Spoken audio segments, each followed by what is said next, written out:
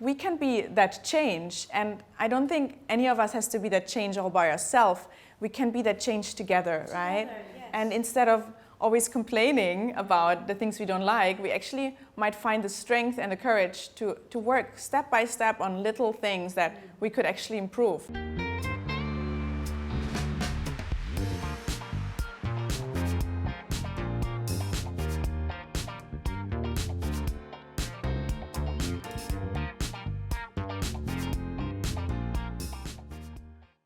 Please subscribe and turn on your notifications to stay tuned to the latest updates at the Powder Room Talk. We all have those insecurities, right? Like as creatives, Yes, we always of like, course. hey, Yeah. this person copied my work. And I'm like, okay, meaning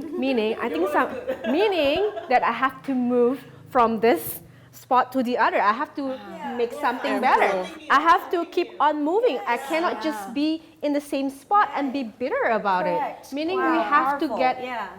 well, I'll get really, really mad when somebody did that, but I just let it out and I'm like, okay, I'm done.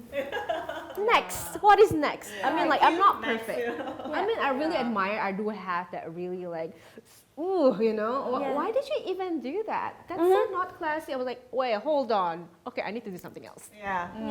Instead of dwelling in that space, right? And like just even in our sharing just now, like there's like two words that actually pop up in my head, which is humility and ecosystem.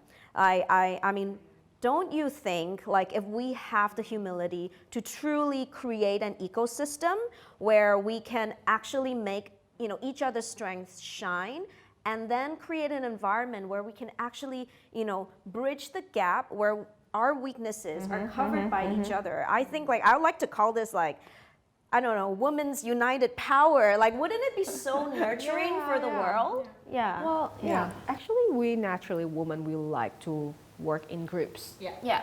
Social. We're very social. Social creatures.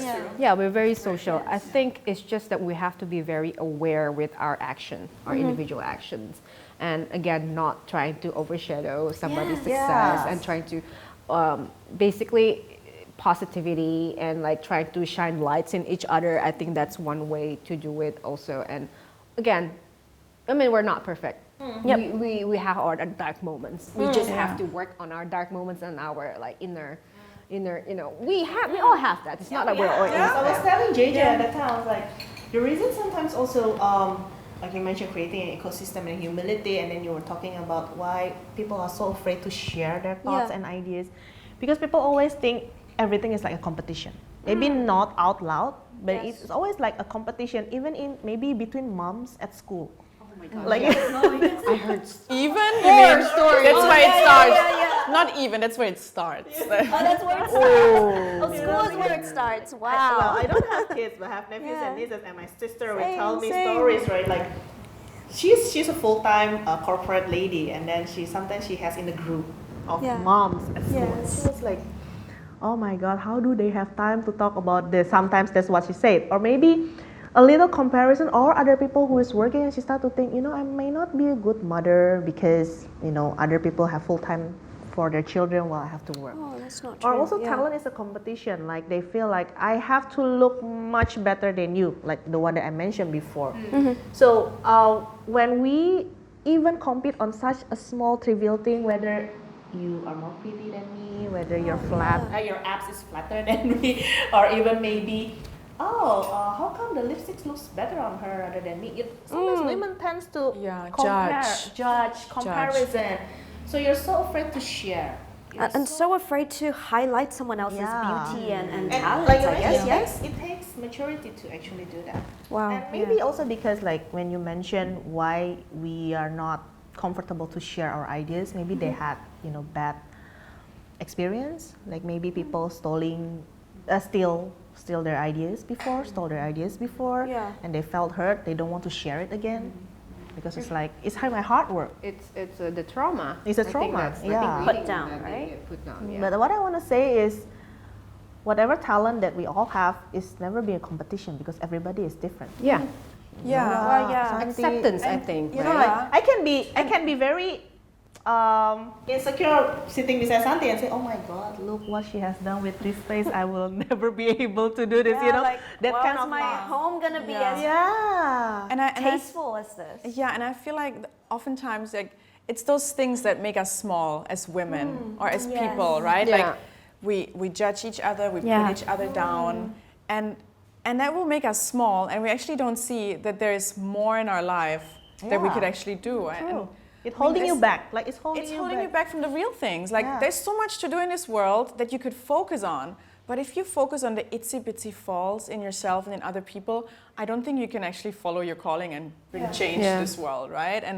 And I was just thinking, like what you said, you know, like if we women actually bring each other up instead, and we encourage each other, and we collaborate with each other, we actually can change the things that we don't like in this country, in this world, in our industry, in our society.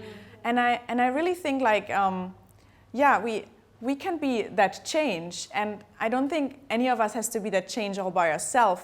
We can be that change together, right? Yes. And instead of always complaining about the things we don't like, we actually might find the strength and the courage to work step by step on little things that we could actually improve, right? Like, how can we improve culture? How can we improve our industry? How can we improve the society, right? And I think it starts with finding that confidence with each other and by supporting and encouraging each other. And also acceptance. You're I like that word, accepting acceptance, yourself first. Yeah. Then you accept other people's and try to be very, how you call it, have that empathy towards other people. If you accept yourself, you forgive yourself with all your flawness, your flaw and things that you don't like about yourself, then you can starting to have that empathy to other people, so you wouldn't have that kind of like judgmental, you know, comments. And I think that's one thing that is a big word, the acceptance. That's what I learned back then when I was trying to heal myself as well, because it was such a really hard time for me back then, because I had to, because I was really successful, and then all of a sudden I have to come back home and live with my parents again, and I was that was like, I felt like my wings were clipped. Dude. I felt my wings were clipped. I'm like, done. Life is done. And I have to start from the bottom again. Because over here is everything is new, right? For you. So I did a lot of work inside myself. Like, I think the key was like, I read a lot of Oprah Winfrey's, and I went to IS as well. You know? And the key is the self-acceptance, I think, to be able to just you know, start doing. You need to do work inside. Inner you. work. Make peace. And just like accept your darkness, your lightness, whatever flaw it is. Just have to accept it and be peace.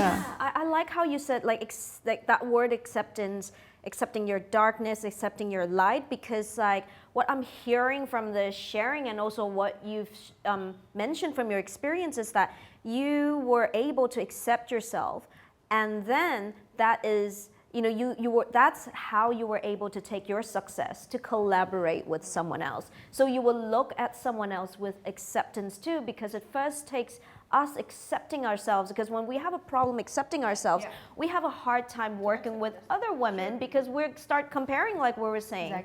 You know, we'd be like, oh, judging. Man, if I work with her, she's gonna overshadow me. If I'm on set with Viola and I am almost half her size, and you know, not really, I will be almost. You know, almost wider.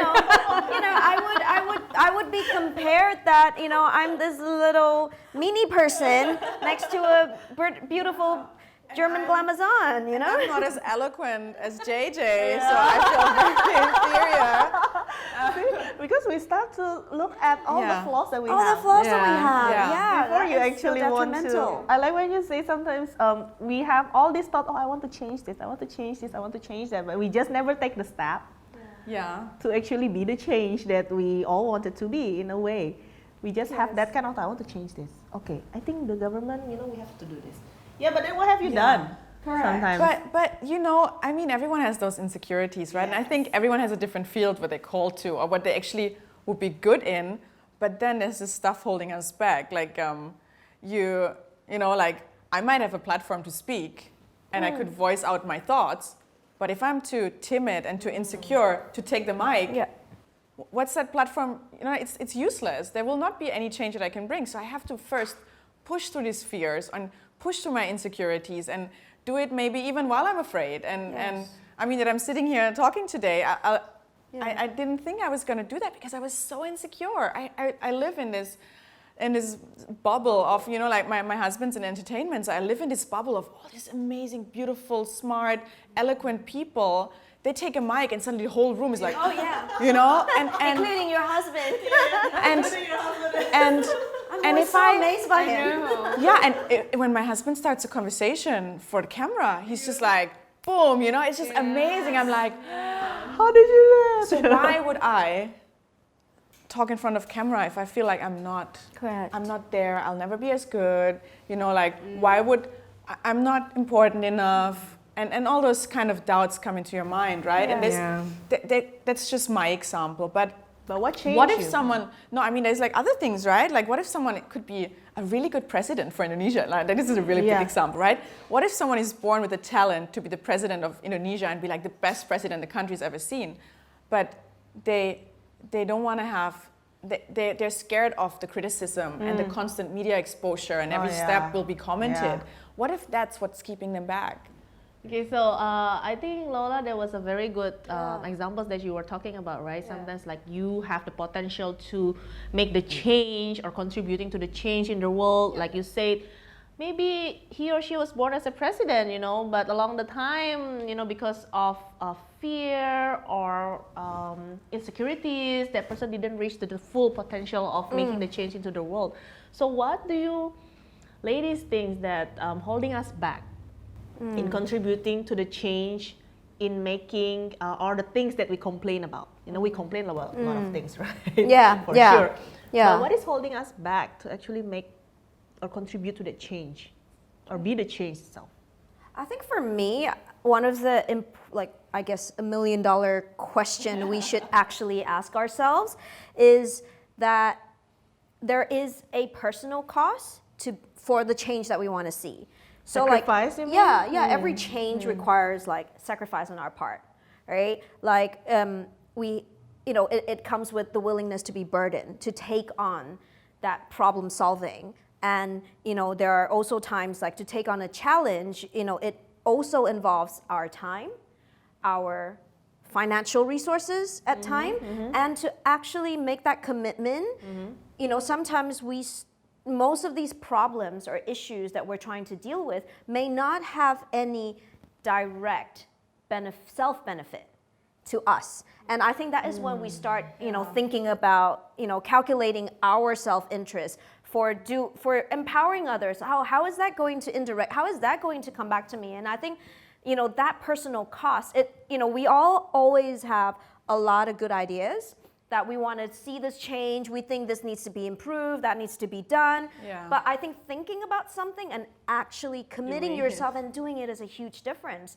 Like the word empowerment is, you know, such an overused, you know, lingo. You know, sometimes empowering someone else can be tiring and it can take a lot out of you, and sometimes you're really lifting somebody where you actually see their potential and you're like, I see there's a light inside of you. Like you were talking about darkness and lightness just now, and usually successful people we've gone through, you know, journeys where we know, wow, there's no way there is no darkness that we have to overcome. And because we have gone through that journey of acceptance, we learn how to be gentle on others. So when we see, you know, it's very natural, like we want to lift someone up, but how do we do that without actually giving away? Like you said, giving away. The more you give, the more you share, the more you gain, but that requires that first step or that willingness to want to do that. There is a personal cost.